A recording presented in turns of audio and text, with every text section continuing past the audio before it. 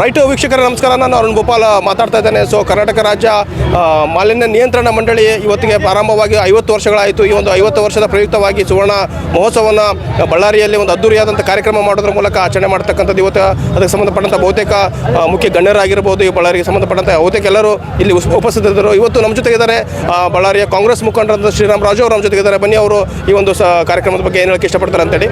ನಮಸ್ತೆ sir. Right, ಇವತ್ತು ಸುವರ್ಣ ಮಹೋತ್ಸವ ಆಚರಣೆ ಮಾಡ್ತಿದ್ದಾರೆ. ಇಷ್ಟಪಡ್ತೀರಿ? ಇಲ್ಲ, ಭಾಳ ವಿಜೃಂಭಣೆಯಿಂದ ನಮ್ಮ ಸಚಿವರು, ಪರಿಸರ ಮಾಲಿನ್ಯ ಸಚಿವರು ಹಾಗೂ ಈಶ್ವರ್ ಖಂಡ್ರೆ ಸರ್ ಅವರು ಎಲ್ಲರೂ ಬಂದು ಭಾಳ ವಿಜೃಂಭಣೆಯಿಂದ ಈ ಕಾರ್ಯಕ್ರಮವನ್ನು ಆಚರಣೆ ಮಾಡಿದರು. ಹಲವಾರು ಪರಿಸರ ಪ್ರೇಮಿಗಳಿಗೆ ಸನ್ಮಾನ ಕಾರ್ಯಕ್ರಮಗಳು ನಡೀತು.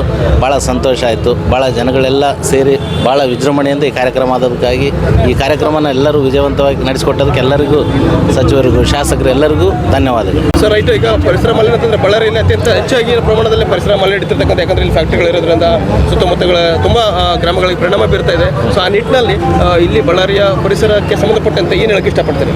ಏನಿಲ್ಲ, ನಮ್ಮ ಗಿಡಗಳು ಜಾಸ್ತಿ ಬೆಳೆಸ್ಬೇಕು. ಆದಮೇಲೆ ಪ್ರತಿಯೊಬ್ಬರು ಸಣ್ಣ ಪುಟ್ಟ ಯಾವನ್ನ ಡಸ್ಟ್ಬಿನ್ನಿಗೆ ಹಾಕೋದು, ನಮ್ಮ ಯಾವನ್ನ ಪರಿಸರ ಪ್ರೇಮಿಗಳಾದರೆ ಮಾತ್ರ ನಮ್ಮ ಪರಿಸರನ ಎಲ್ಲರೂ ಸೇರಿ ಪರಿಸರನ ಉಳಿಸ್ಕೊಂಡ್ರೆ ಮಾತ್ರ ನಾವು ಪರಿಸರ ಮಾಲಿನ್ಯ ನಿಯಂತ್ರಣ ಮಾಡ್ಬೋದು ಅಂತ ನಾನು ಹೇಳಕ್ಕೆ ಇಷ್ಟ. Right sir. ಸೊ ಇದು ಕಾಂಗ್ರೆಸ್ ಮುಖಂಡರಾದಂಥ ಶ್ರೀರಾಮ್ ರಾಜು ಅವರ ಮಾತುಗಳಾಗಿದ್ದು. ಮತ್ತೆ ಮತ್ತೊಬ್ಬ ವ್ಯಕ್ತಿ ಮತ್ತೆ ಭೇಟಿಯಾಗೋಣ. ನಮಸ್ಕಾರ.